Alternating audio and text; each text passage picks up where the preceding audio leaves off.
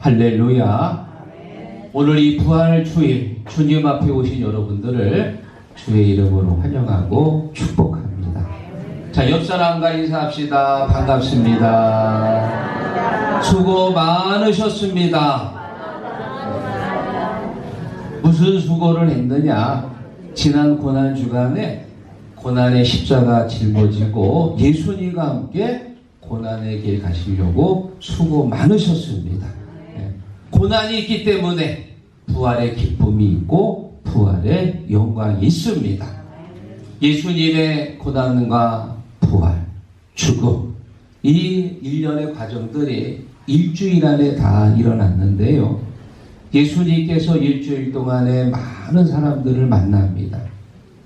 향유를 부었던 막달라 마리아, 예수님을 3번 부인했던 베드로, 은 30냥에 예수를 팔았던 가룟 유다, 또 예수에게 십자가형을 언도했던 빌라도, 많은 사람들이 주변에 등장하는데요. 이번 시간에는 예수님의 12 제자는 아니지만 그 외의 제자들 가운데 2명의 제자를 통해서 은혜를 나누려고 합니다. 이 2명의 제자들은 예수께서 죽은 것을 알고 실망하고 엠마오로 내려가다가 부활하신 예수님을 만나서 다시 힘을 얻고 다시 돌아오게 됩니다. 오늘 이 예수를 만났던 2 제자처럼 여러분들이 이 시간 부활하신 예수님을 만나서 다시 믿음을 회복하고 용기를 얻어서 또 이 한 주간 승리하시기를 주의 이름으로 축원합니다. 부활하신 예수님을 만난 2 제자, 첫 번째 엠마오로 가고 있었다. 13절 읽어봅니다. 그날에 그들 중 줄이 예루살렘에서 가면서 아멘. 자, 지금 이 2명의 제자들은 예수님을 열심히 따라다녔습니다. 물론 12명 중에 들지는 못했지만 그래도 나름대로 예수가 이 땅을 구원할 메시아, 다시 말하면 우리를 로마로부터 구원해줄 정치적 메시아라고 생각하고 열심히 따라다녔어. 그리고 예루살렘에 들어올 때 드디어 그때가 되었구나. 드디어 예수가 이 로마를 몰아내고 우리를 해방시켜줄 그때가 드디어 다가왔구나. 기대했습니다.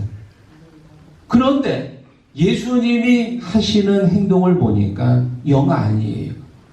로마를 몰아내려면 비밀 결사대를 조직을 하고 병장기를 모아놓고 어느 날 이제 쿠데타를 일으켜야 되는데 예수님 하는 걸 보니까 그런 건 안 하고 맨날 병자들만 만나러 다니시고 세리를 만나고 그들을 고쳐주시고 또 제자들의 발을 닦았다 그러고, 그리고는 어느 날 보니까 잡혀가지고 매를 맞고 십자가를 지고 가는 거예요.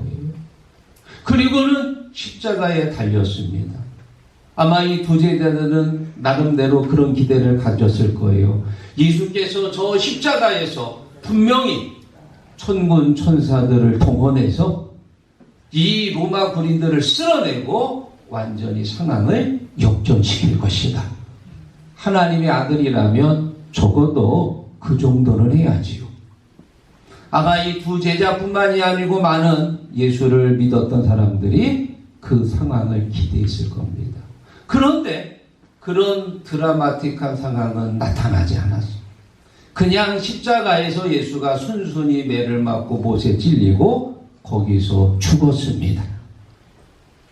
죽은 예수를 바라보며 아마 이 2 제자들은 실망했을 거다 있고, 저 예수는 우리가 기대했던 메시아가 아닌가 보거나 실망하고 시리에 빠진 채 어디로 가고 있었다고요? 엠마오로 가고 있었다. 예루살렘에서 엠마오로 내려가고 있었다. 여러분, 지금 이 엠마오로 가던 이 2 제자의 모습은 현대를 살아가는 우리의 모습과 비슷합니다. 우리가 전도해 봐서 알지만 교회를 한 번도 안 나간 사람은 없었어요. 어릴 때 친구 따라 간 사람도 있고 학생 때 간 사람도 있고 결혼해서 믿음 좋은 아내를 따라서 교회를 나간 사람도 있을 것이고 또 나이가 많이 들어서 교회를 나간 분도 계시고, 교회는 다 다녔는데 끝까지 다니질 못하고 중간에 넘어지고 실망하고, 그래서 예수 버리고 세상 따라가는 사람들이 거의 다였습니다. 왜 그들이 끝까지 신앙생활을 하지 못했습니까? 예수를 잘못 알았기 때문입니다. 예수님을 따라다녔던 두 제자가 왜 예루살렘에서 엠마오로 내려가고 있었습니까? 예수를 잘못 알았기 때문입니다. 두 제자뿐만이 아니고 모든 사람들이 예수님을 잘못 알았어요. 예수를 자기들로부터 구원해 줄 정치적 메시아로 생각을 했습니다. 그런데 예수님은 로마로부터 그들을 구원해 줄 메시아가 아니고 죄로부터 그들을 구원해 줄 영혼의 메시아입니다. 로마를 뒤집어 엎으려고 오신 게 아니에요. 내 안에 악한 마음과 죄된 마음을 갈아엎으려고 오신 거예요. 예수를 잘못 알았어요. 예수님께서 말씀하시기를 인자가 온 것은 섬김을 받으려 함이 아니라 도리어 섬기려 하고 자기 목숨을 많은 사람들의 대접을 주려 합니다. 아멘. 예수님은 군림하려고 온 게 아닙니다. 우리를 섬기기 위해서. 그리고 그 섬김의 마지막이 뭐냐? 십자가에서 죽인 것. 십자가에서. 예수를 잘못 알았기 때문에 두 명의 제자들은 실망하고 내려가고 있었다. 사랑하는 성도 여러분, 오늘 이 부활절 아침에 예수가 누구인지를 분명하게 하시기를 축원합니다. 많은 사람들이 예수님을 만병통치약으로 생각합니다. 예수만 믿으면 두통, 치통, 생리통, 무좀, 허리 디스크, 무릎 관절 다 낫는다고 생각을 해. 심지어 암까지. 물론 아주 틀린 건 아니지. 예수님이 이 땅에 오셔서 병자들을 많이 고쳐주셨습니다.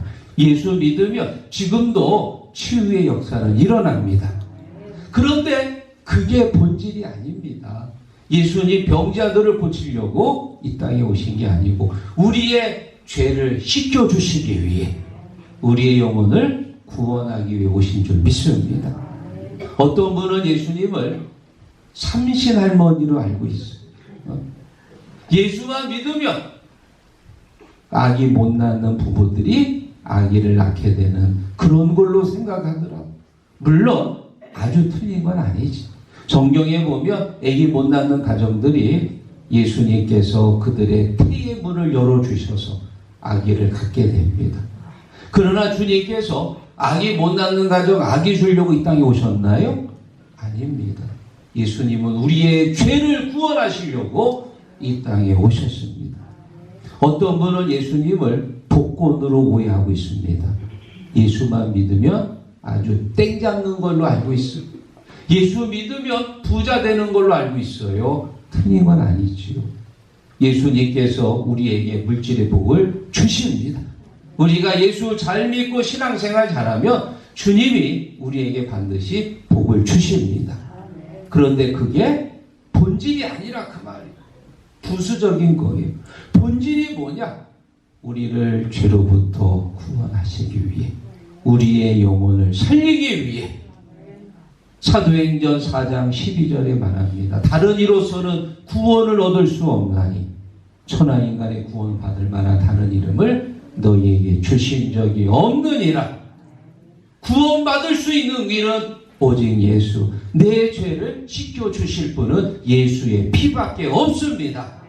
나의 죄를 씻기는 예수의 피밖에 없네. 다시 정케 하기는 예수의 피밖에 없네.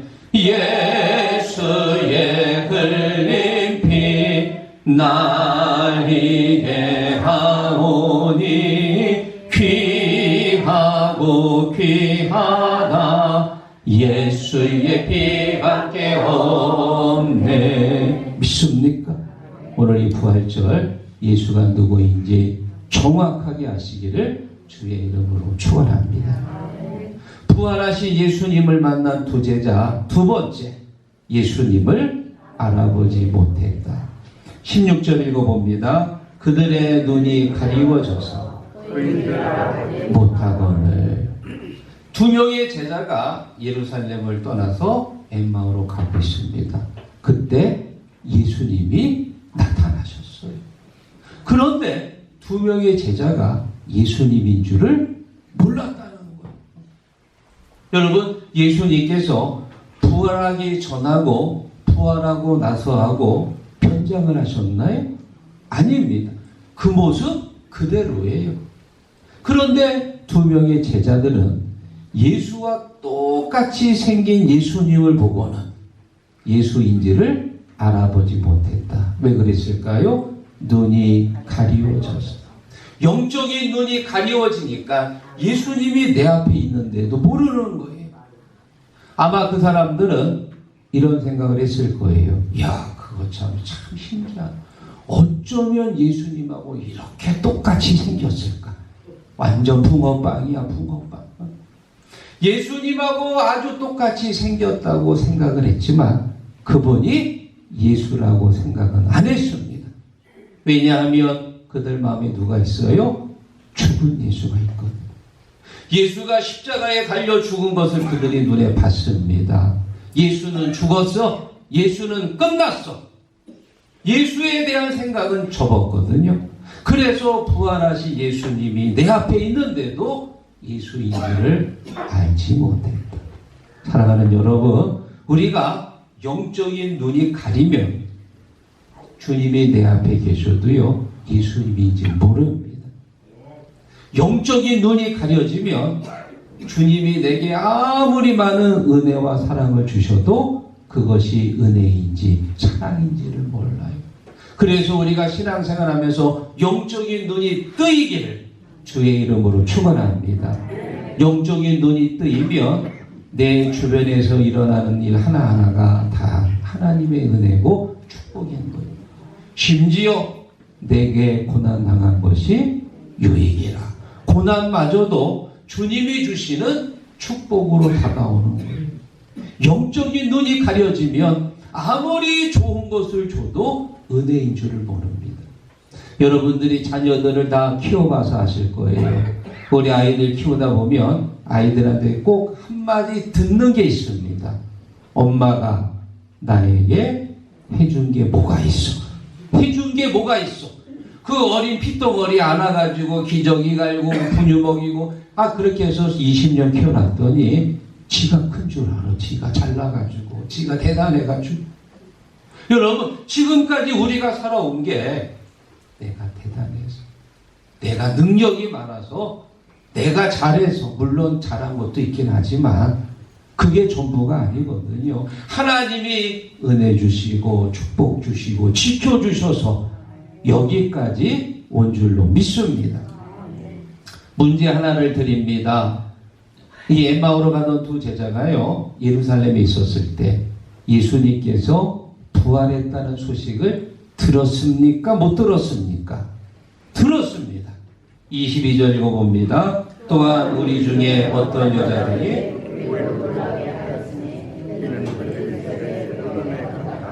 그의 시체는 보지 못하고 와서 천사들의 나타나심을 보았다 함이라. 이미 예루살렘에 있었을 때 어떤 여자들이 가서 부활했다는 얘기를 들었습니다. 부활의 소식을 들었는데도 믿을 수가 없지. 영적인 눈이 가려지니까 부활했다는 소식을 들었는데도 불구하고 예수는 죽었어. 끝났어.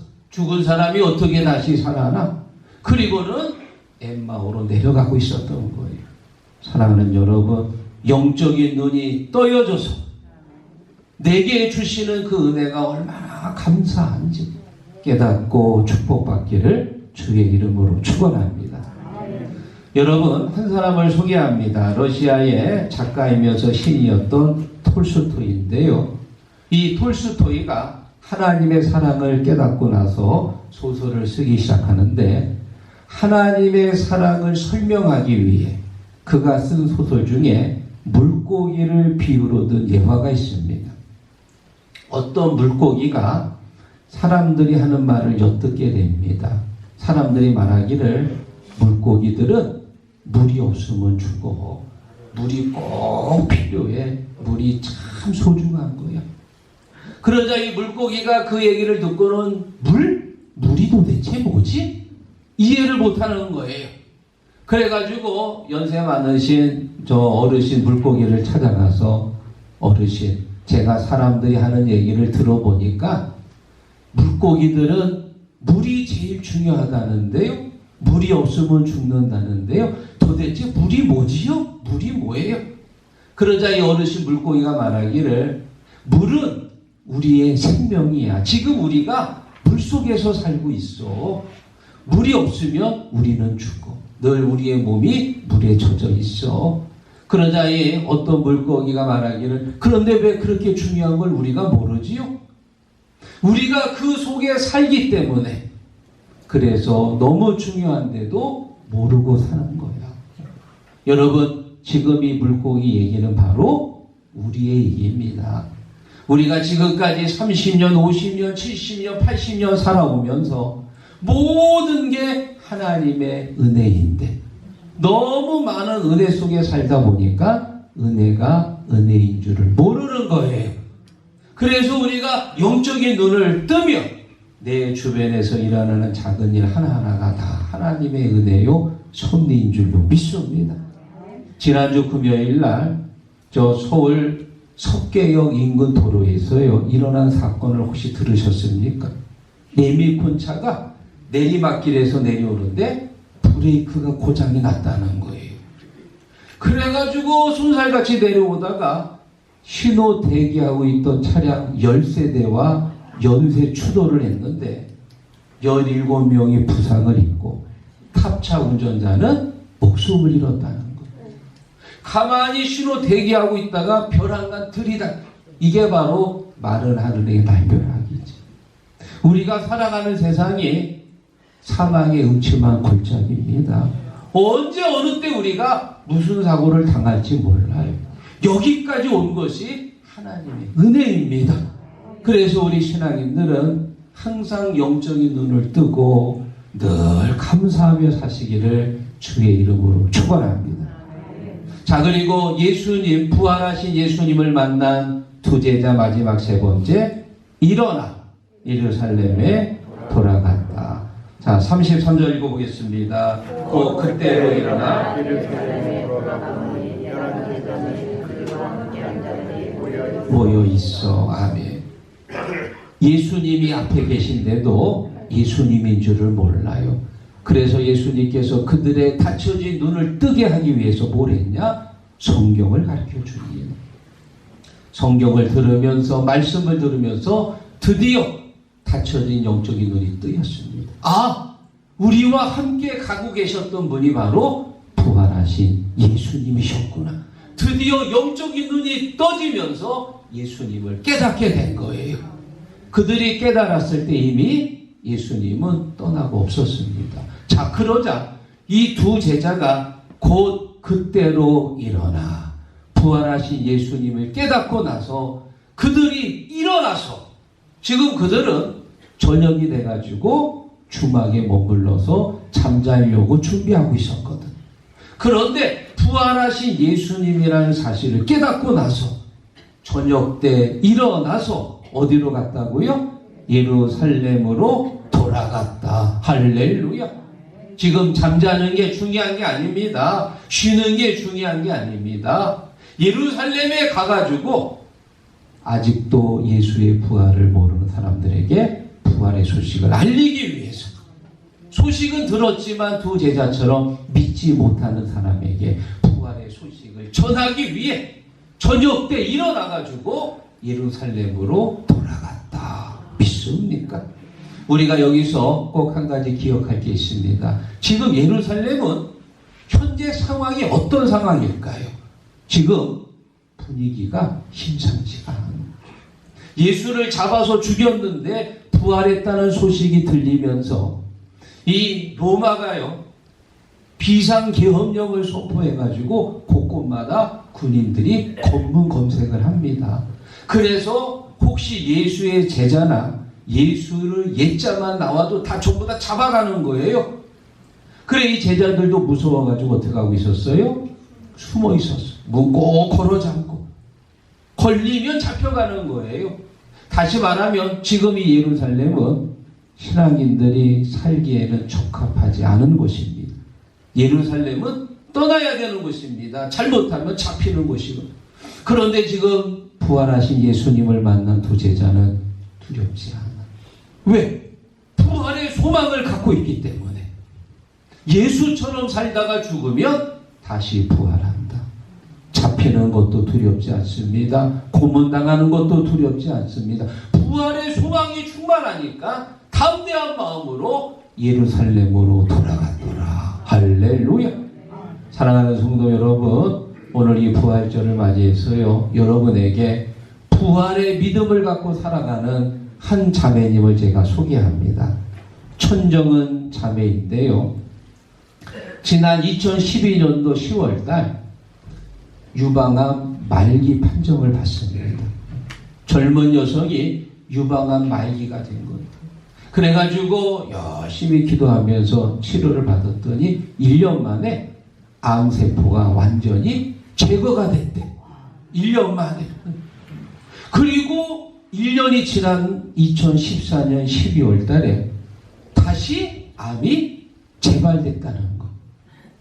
그리고 2년이 지나가지고 폐와 기도로 전이가 되고, 또 2년이 지나서 척추뼈까지 전이가, 온몸에 암세포가 다 퍼졌어.